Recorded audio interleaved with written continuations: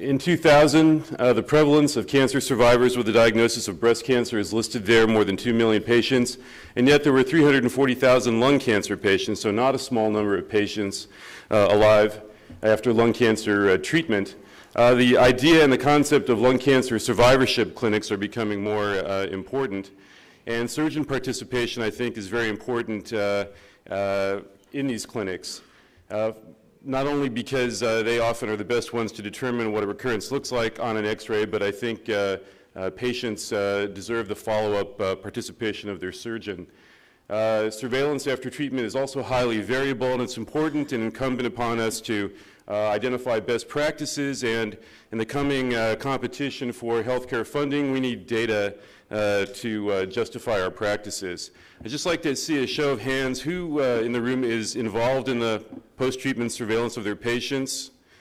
So not a lot of people referring them back to the pulmonary doctors. How many people in the room order CT scans as part of their surveillance? So I don't know, maybe 2/3, something like that. So just get some definitions out of the way. Most of the data are on patients with early stage disease. Some of the data on recurrence include patients with stage 3 disease. Curative intent therapy, I think these days should include patients with potentially stereotactic radiation therapy and ablative therapy, so we need to expand our definition of what curative treatment may be. And then surveillance is involved with, the purpose of surveillance is to detect recurrence of the primary and to detect second or additional primary lung cancers, and there are also second smoking-related cancers that occur in many patients. This is different than measuring response measurement for new technologies and new treatments. And finally, what's the difference between a second primary lung cancer and a recurrence?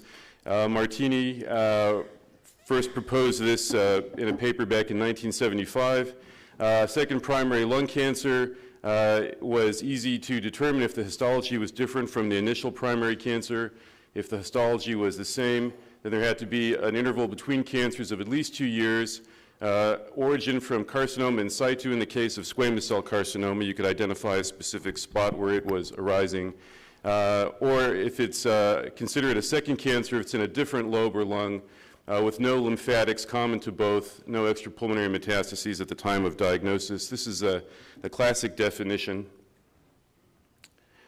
I'd like to talk about what kind of guidelines are out there. I was talking to Steve Yang about this the other day. He said, well, people should just follow the guidelines, and the question is, which guideline would you follow?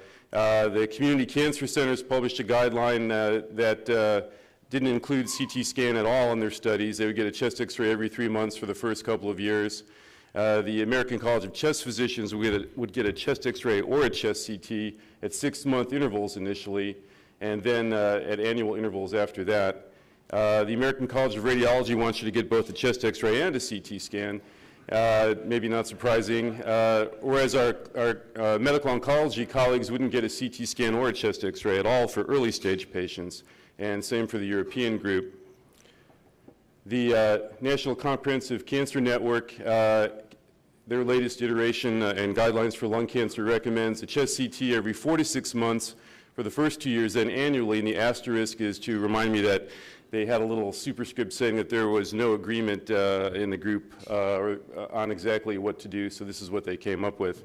In addition, I would point out and give them a lot of credit for recognizing the fact that smoking cessation counseling should be an important part of follow-up, immunization for pneumonia and influenza, wellness counseling, additional health monitoring. And this is certainly a lot more than goes on in my follow-up clinic. I think we get the immunization part, and we try to encourage people to quit smoking. But this is a good version of what a survivorship clinic should look like.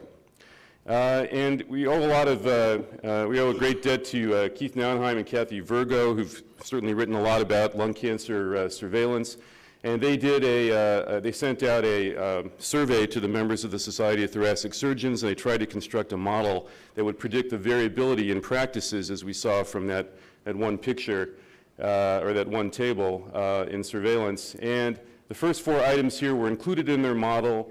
And this should really say a belief among surgeons in the importance of detecting recurrence as early as possible, implying that there's something that we can do about it. And then a belief in the importance of detecting second primary lung cancers.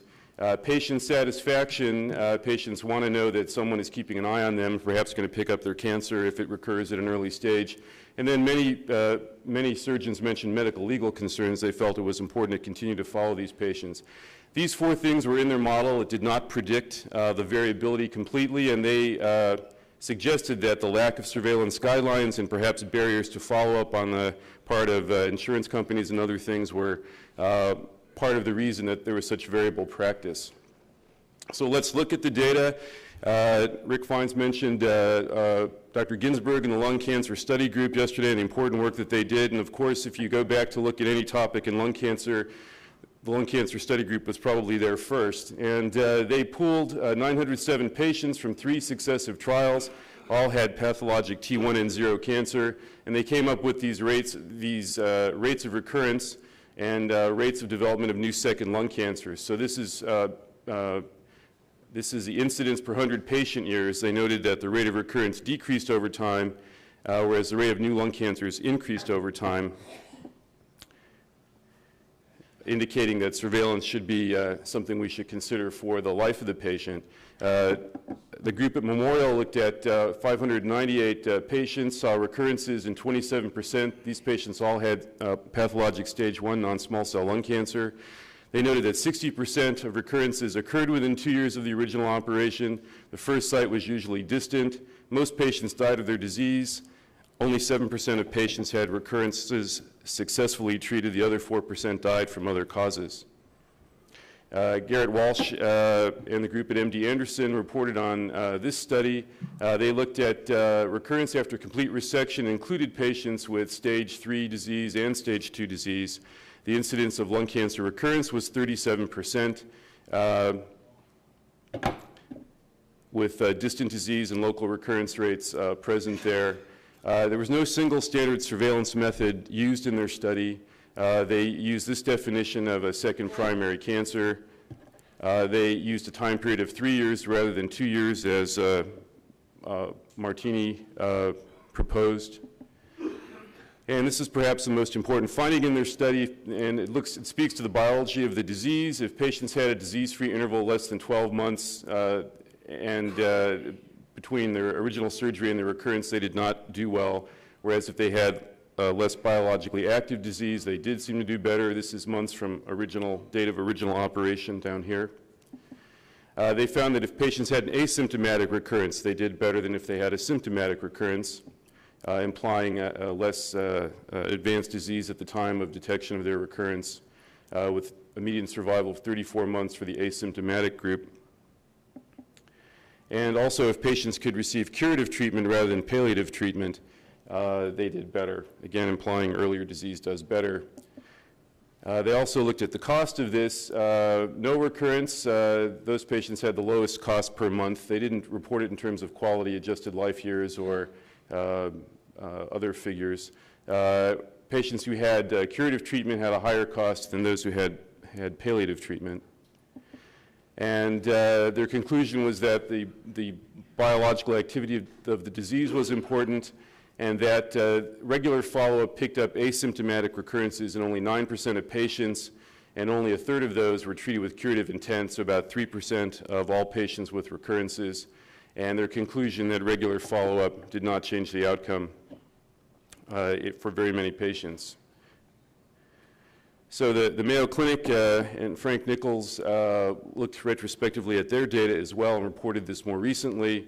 Non-small cell lung cancer patients undergoing complete resection, they ended up with complete data for 390 patients. Recurrences were intrathoracic in 44% and extrathoracic in 44%. And again, they found that patients who had an intrathoracic recurrence, the dotted line, had better survival than patients who had extrathoracic disease or a combination. And looking back at their data, compared to no treatment, which they assigned a relative risk of 1, all treatment options resulted in an improvement in survival, with surgery having a relative risk of 0.2, radiation only a relative risk of 0.5. This was before probably the stereotactic radiation